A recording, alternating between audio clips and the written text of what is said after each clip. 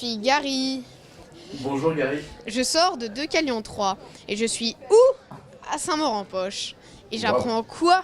Que vous avez écrit un livre sur moi qui, en plus, porte mon nom. Suis-je loin du pont des oubliés? Suis-je sur la même planète? Ou bien est-ce que j'ai voyagé dans le temps? Dites-moi, m'avez-vous fait revenir vers vous pour me demander de dire à tous ces gens de ce qui va leur arriver? Si quoi d'ailleurs? Oui, tu es un voyageur dans le temps, Gary. Parce que le monde de Gary Cook, Gary lui est né dans plusieurs siècles, dans un monde où l'eau est montée, et où elle a presque tout recouvert, quoi. Il reste que quelques petits refuges à droite à gauche disséminés dans le monde. Et lui, Gary, il vient du pont des Oubliés, qui est un énorme pont métallique noyé dans la brume, où des centaines de survivants se sont réunis là, en réunissant ce qu'ils pouvaient trouver, des morceaux de carcasses, des traces du passé. Et ils se sont planqués là parce qu'ils s'abritent des éclairs, des tempêtes et des orages nocturnes. Donc oui, tu es un voyageur dans le temps et tu prends conscience, en voyant les traces du passé, qu'effectivement les gens d'aujourd'hui n'étaient pas forcément tout à fait conscients de leurs actes. Et tu payes un peu le prix des générations précédentes. Ok. Mais il y a encore de l'espoir. Oui. T'as de l'espoir, Gary? Rassure-moi. Oui. Ah, tu fais plaisir. Ah, bonjour. Bonjour Gary. C'est qui ça? Bonjour monsieur. Oh, Herman. C'est Herman? Moi c'est Herman le vieux scaphandrier. Je vous aime beaucoup, monsieur. Ah, ça me fait plaisir. Dites-moi, comment leur expliquer? Comment leur faire comprendre, moi et Herman? Leur parler de l'ancien temps? Est-ce que les hommes sont conscients de ce qui va arriver à leur planète? Et est-ce qu'ils font des choses pour y remédier? Toi, Herman, vous, monsieur, vous êtes quand même un peu pessimiste. C'est assez triste. Vous avez un métier particulier dans le pont des Oubliés, vous êtes scaphandrier. Et le scaphandrier, un peu bougon, on va dire, hein un peu renfermé sur vous. Mais vous étiez un jeune très plein de vie, qui a vécu beaucoup d'épreuves, et voilà, vous êtes ce que vous êtes. Mais alors du coup, voilà, le scaphandrier, il gagne sa vie parce qu'il siphonne les moteurs des réservoirs des voitures qui ont été inondées et qui sont figés dans le temps sous les eaux. Et du coup, vous passez beaucoup de temps seul, à tourner le dos au reste de l'humanité pour siphonner ces réservoirs et vendre le peu d'essence que vous trouvez aux habitants pour leur moteur de bateau. Bonjour, Bonjour. je suis Max, le meilleur ami de Gary. Max. Ça fait plaisir. Contrairement aux apparences, je suis un garçon. Ouais. Vous savez, grâce à votre livre, j'ai plein d'images dans ma tête. Les tours blanches, la brume, la mer. Mais dites-moi, est-ce que vous pensez qu'un jour votre livre pourrait être adapté au cinéma? C'est une très bonne question. On aimerait bien. Avec Romain, donc Romain est mon co-auteur, on a écrit tous les deux ce roman, et Romain il est réalisateur lui. Et donc du coup, il a cette envie d'un jour de réaliser le film du livre. Mais pour que ça se transforme en film, il faudrait quand même un peu de budget, parce que je sais pas si tu te rappelles de quelques scènes du livre, donc l'eau est montée, il y a des ruines à moitié immergées par les flots, ça coûterait quand même très cher. Donc c'est vrai que quand on écrivait, on se disait c'est un livre, donc on peut s'amuser à pousser notre imagination et à inventer des scènes folles, des choses folles. Mais bon, après, du coup, il faut dire que bah oui, un film serait très cher. À moins de le faire à Hollywood, quoi. Pourquoi pas, hein, il est chaud, hein, y a pas de problème, quoi. Et pensez-vous que s'il l'est un jour, cela pourrait aider aux jeunes de comprendre ce qui pourrait leur arriver plus tard? Bah oui, après, ils peuvent ne pas attendre le film, je pense que le livre peut déjà leur faire une prise de conscience. Mais oui, le film... Après, on veut aussi s'amuser, on n'est pas moraliste, on veut aussi faire un film d'aventure, avec une bande de copains. Toute l'idée de Gary Cook, c'est de mélanger l'intime et le spectaculaire, et c'est aussi de rappeler nos souvenirs d'adolescence, quand on avait 14-15 ans et qu'on était avec une bande de copains. Et donc Gary, c'est pas un super-héros, Gary c'est un jeune sensible, pas très bien dans sa peau au départ, qui est un peu timide, et qui va évoluer, et qui vit avec ses copains, et qui fait des premières bêtises, qui découvre les filles, qui a une relation avec ses parents compliquée, avec son père compliqué. Donc c'est vraiment voilà, de raconter l'intime de la jeunesse, de ce moment de perte d'innocence, ce moment de construction, et en même temps s'amuser avec la science-fiction. Et s'amuser avec la science-fiction, ça veut dire imaginer voilà, des tempêtes noires, des monstres sous-marins, qui sont des orcales, qui sont des sortes de croisements entre des requins, mais 3 fois plus gros qu'une baleine, des vies englouties, des navettes spatiales. Ah, Lou! T'as les cheveux qui ont poussé, parce que Lou, elle a les cheveux très courts. C'est pas grave. Je me demandais dans votre livre, c'est vraiment chacun pour soi. Comme par exemple, tous les amis de Dean, ils partent sur le Deucalion et puis ils le laissent tout seul. C'est pas un peu injuste? C'est tout à fait injuste. C'est tout à fait injuste. Pour resituer un petit peu, dans le monde de Gary Cook, les oubliés qui vivent sous ce pont, l'eau monte. Gary, par exemple, dans sa chambre, il y a un hublot. Et peu à peu, au fil du livre, l'eau monte. Et du coup, il marque le niveau de l'eau avec un feutre rouge. Et à la fin, il peut carrément voir les profondeurs depuis sa chambre. Donc c'est vrai qu'il y a l'espoir est quand même très très très très réduit. Mais il y a ces navettes spatiales qui partent, qui sortent de l'eau et qui disparaissent dans le ciel. Et comme tu le sais, Lou, mais je veux pas trop en dévoiler, mais voilà, les gens qui sont à l'intérieur, ils ont des bonnes raisons de partir.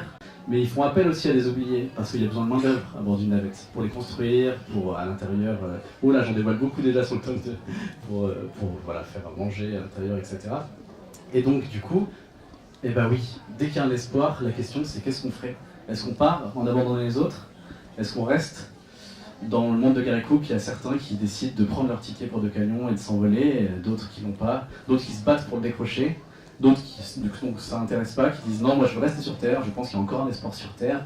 À ce moment-là, dans un monde comme ça, en malade, ça dépend. Il y a des gens qui vont vivre avec l'espoir que les choses peuvent s'arranger.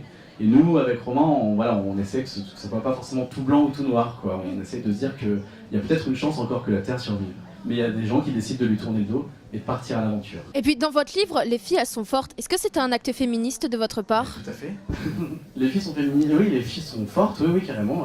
Après, elles sont pas toutes fortes. Hein. On avait envie aussi qu'un personnage féminin qui s'appelle Lou vienne un peu mettre un coup de pied derrière de Gary pour le réveiller un petit peu, parce que voilà, comme je disais tout à l'heure, Gary était un petit peu mou de temps en temps, quoi.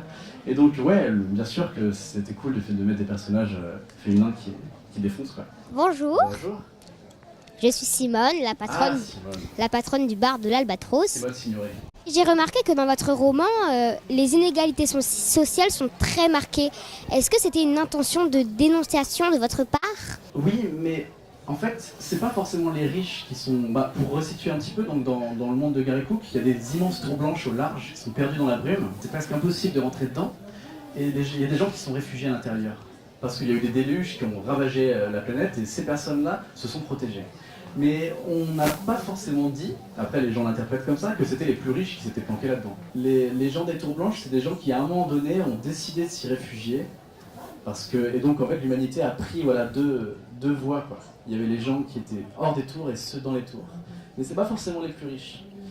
Après on va le découvrir au fur et à mesure des tomes. Je suis super content qu'on soit tous ici, mais quand même, Elliot, il me manque un peu. D'ailleurs, c'est quoi cette maladie?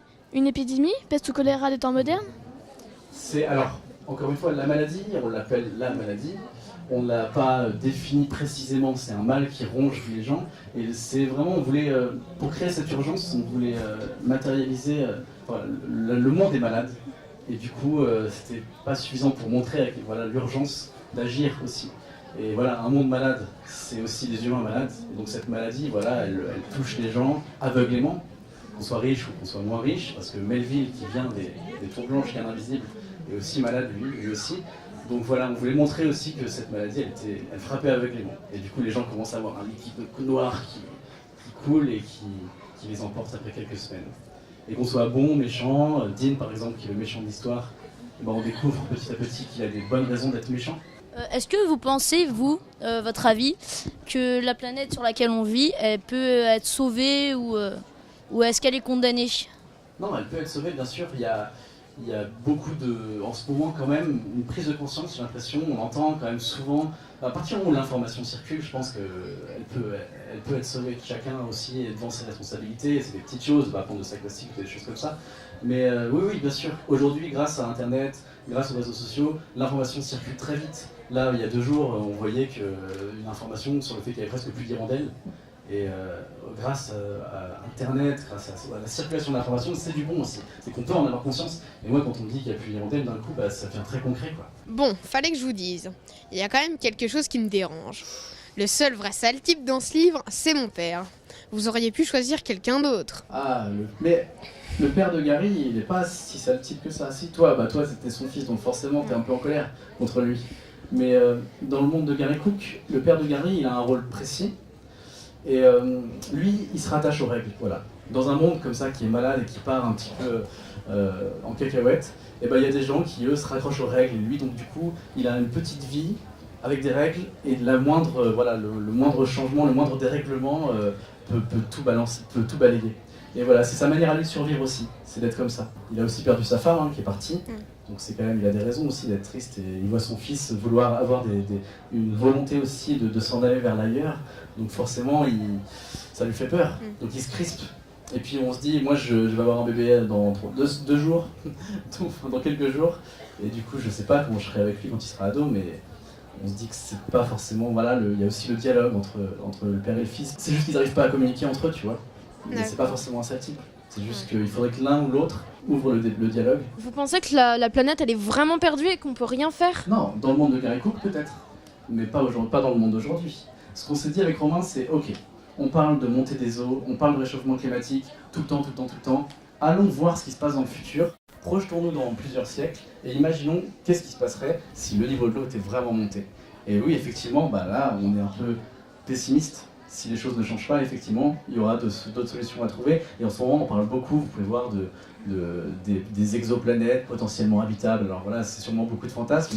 Et nous, on s'est dit, ok, poussons le bouchon à fond pour imaginer que l'espoir se trouve dans les étoiles. Ça nous amusait aussi d'utiliser la science-fiction pour voyager. Et vous pensez que notre planète, dans quelques siècles, elle pourrait être comme celle de Gary si on continue comme ça? Bah oui, tout à fait. C'est pour ça qu'on a écrit ce bouquin. Non, c'est la dimension écologique du livre, oui. Est-ce que vous avez d'autres projets? Ah oui, on a plein de projets avec Romain. Avec Romain, on travaille sur plein de supports différents, toujours avec la volonté de raconter des histoires. C'est vraiment ce qui nous motive. Alors moi, je suis journaliste, Romain, il est réalisateur. Donc ensemble, on fait des documentaires qui sont à la croisée des chemins entre la fiction et le reportage. Donc on va voir des gens et on raconte leurs histoires. On a aussi en projet d'écriture le premier long métrage de Romain, qui est un film de science-fiction.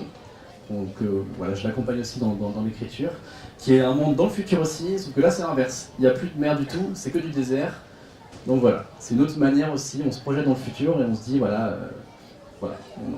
on pense à un autre futur. Et puis on a aussi un projet de série qui raconte les origines de Gary Cook. Donc on se dit, dans le monde de Gary Cook, c'est des déluges, c'est une succession de déluges qui ont recouvert la mer, la terre d'eau. Et on se dit, qu'est-ce qui se passerait le dernier été avant la fin du monde, avant le premier déluge?